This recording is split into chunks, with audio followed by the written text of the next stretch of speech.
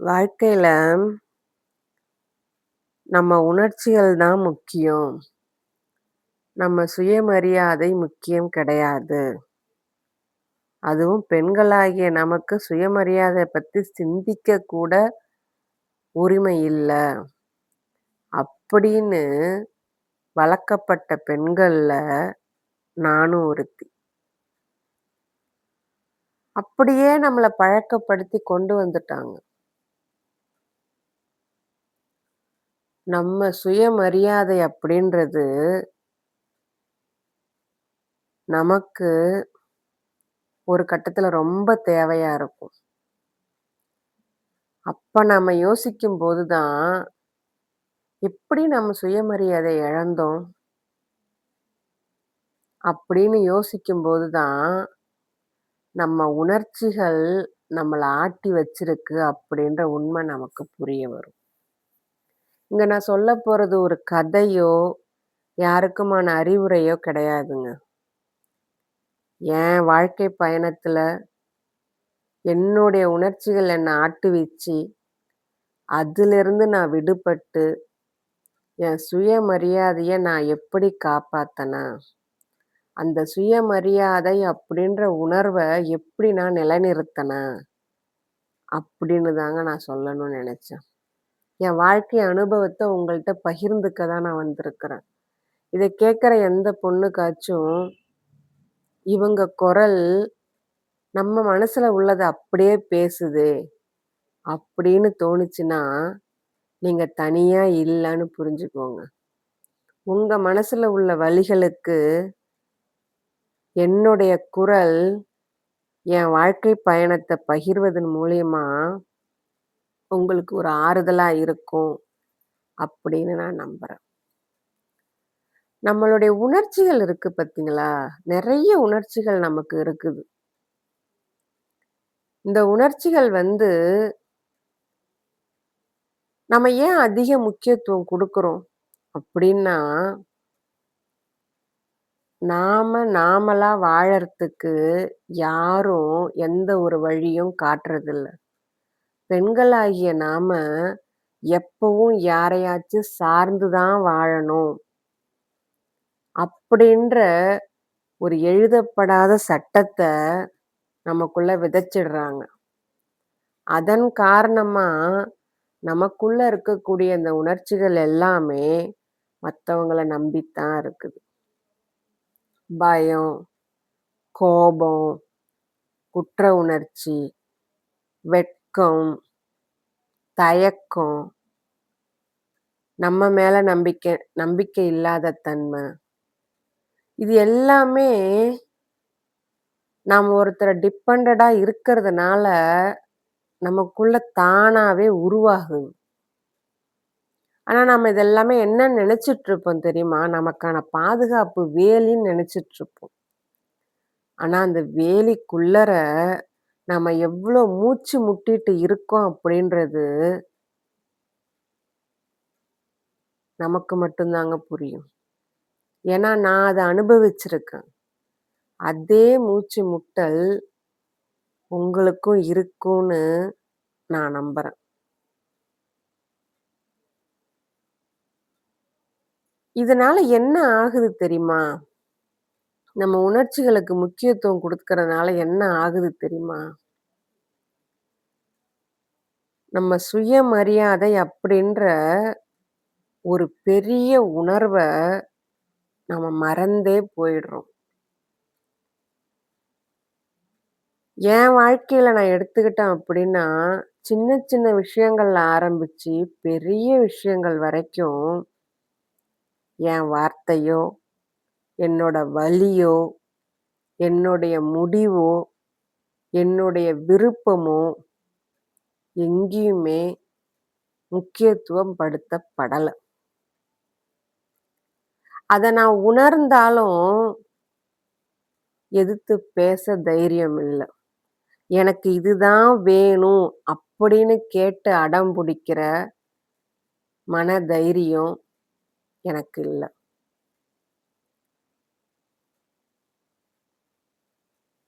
நான் இப்படியெல்லாம் உணர்றேனே, இது சரியா? நான் இப்படியெல்லாம் யோசிக்கிறேனே! இது சரியா? எனக்கு எதிர்த்து பேசணும்னு தோணுதே! இது சரியா? எனக்கு இது வேண்டாம், இது எனக்கு பிடிக்கல அப்படின்னு கத்தணும்னு தோணுதே! இது சரியா? அப்படின்னு இந்த உணர்ச்சிகள் என்னையே சந்தேகப்பட வச்சுக்கிட்டு இருந்துச்சு. ஒரு கட்டத்துல என்னால முடியல. என்ன முடியல அப்படின்னா, சின்ன சின்ன, சின்ன சின்ன நகைச்சுவைன்ற பேருல, கிண்டல்ன்ற பேருல, கேலின்ற பேருல, என்ன சின்ன சின்ன விஷயங்களுக்கு பேசுறது எனக்கு பிடிக்கல. நான் சொல்ல ஆரம்பிச்சேன். எனக்கு இப்படி பேசுறது பிடிக்கல. நான் சொன்ன உடனே அவங்க கேட்டுருப்பாங்கன்னு நெனைக்கிறீங்களா? இல்ல. ஏன்னா அங்க என் வார்த்தைகளுக்கு அங்க முக்கியத்துவம் இல்ல.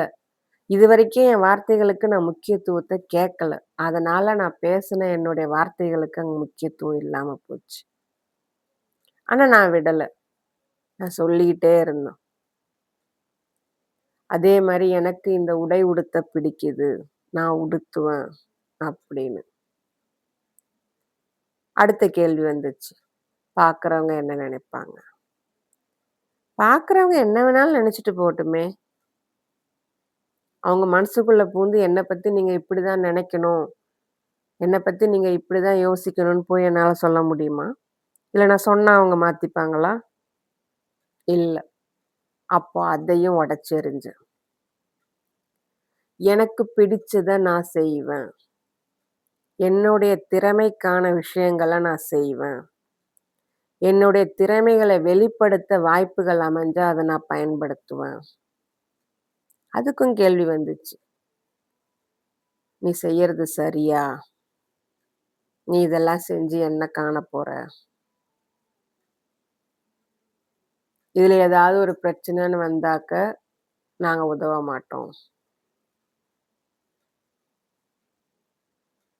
நீ இப்படிலாம் பண்றது நியாயமே இல்ல."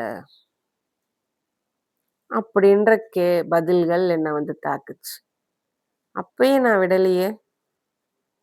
நான் எனக்காக நிப்பேன். எனக்கு பிடிச்சத நான் செய்வேன். எனக்காக நான் பேசுவேன். இப்படி நான் எனக்காக நிக்க ஆரம்பிச்சதுக்கு அப்புறமேலுக்கு, சில உறவுகள் என்ன விட்டு போயிடுவேன் அப்படின்னு என்ன பயமுறுத்துச்சு. தாராளமா போங்க அப்படின்னு நான் வழி அனுப்பி வச்சுட்டேன். கஷ்டமா தான் இருந்துச்சு. நம்புன உறவாச்சே, அன்பு வச்ச உறவாச்சே அப்படின்னு. ஆனா இங்க நான் ஒரு விஷயத்த யோசிச்சேன். என்னுடைய உணர்வுகளுக்கோ, என்னுடைய அன்புக்கோ, என்னுடைய விருப்பத்துக்கோ மரியாதை இல்லாத ஒரு உறவ, அந்த உறவு வேணும் அப்படின்றதுக்காக, அத தக்க வைக்கணும் அப்படின்றதுக்காக, நான் என் சுயமரியாதைய இழந்தேன் அப்படின்னா, எனக்கு நானே துரோகம் பண்ணிக்கிட்டேன் அப்படின்னா, அந்த உறவால எனக்கு என்ன பயன்? என்ன அழிச்சு எந்த உறவா இருந்தாலும் நான் தக்க வச்சேன் அப்படின்னா, அந்த உறவால என்ன பயன்? நான் நானா இருக்க அனுமதிக்காத எந்த உறவும் எனக்கானது இல்ல. அப்படின்ற விஷயம் புரியவே வாழ்க்கையில ரொம்ப நாளாச்சு. புரிஞ்சுகிட்டேன். ஆனா அவ்வளவும் வலிங்க. கொஞ்ச நெஞ்ச வலி கிடையாது. ஏன்னா, என் சுயமரியாதைய நான் புடிச்சு நிறுத்தணும், என் சுயமரியாதைய நான் காப்பாத்தணும்னு முயற்சி எடுத்தப்போ, என்ன விட்டு நெறைய விஷயங்கள் போச்சு. என் அன்பு உதாசீனப்படுத்தப்பட்டது. என்னுடைய முயற்சிகள் கேவலப்படுத்தப்பட்டது. என்னுடைய மதிப்பு, மதிப்பு இல்ல அப்படின்னு தூக்கி வீசப்பட்டுச்சு. இதெல்லாம் யோசிச்சு பாருங்க.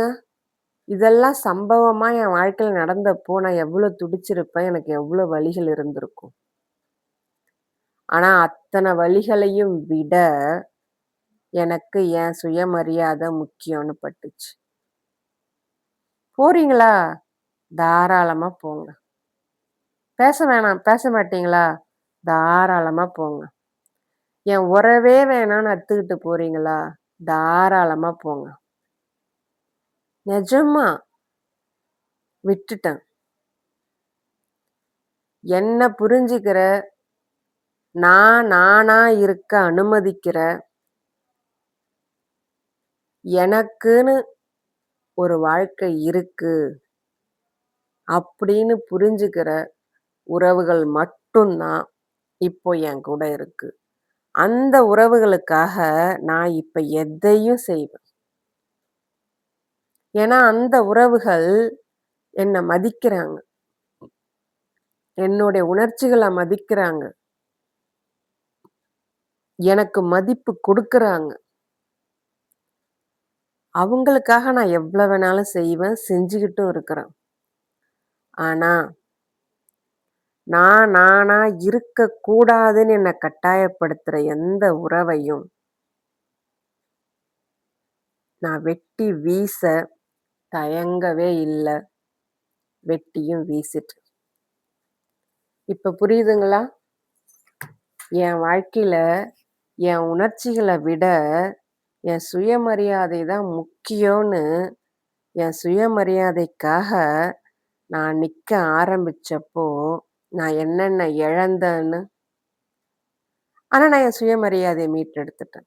சில பேர் சொல்லுவாங்க, "அது என்ன உறவுகளே இல்லாம ஒரு வாழ்க்கை. அது என்ன நல்லாவா இருக்கும்?"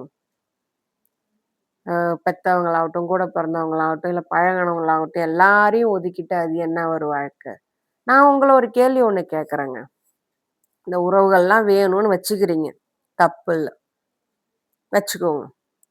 ஆனா, அந்த உறவுகள் தினம் தினம் உங்கள ஊசியால குத்திக்கிட்டே இருக்கிறாங்க. உங்க மனச காயப்படுத்திக்கிட்டே இருக்கிறாங்க. நீங்க ஒரு பொருட்டே இல்லன்னு நெனச்சு உங்கள சுத்தி சுத்தி வராங்க. அப்ப நீங்க சந்தோஷமாவா இருப்பீங்க?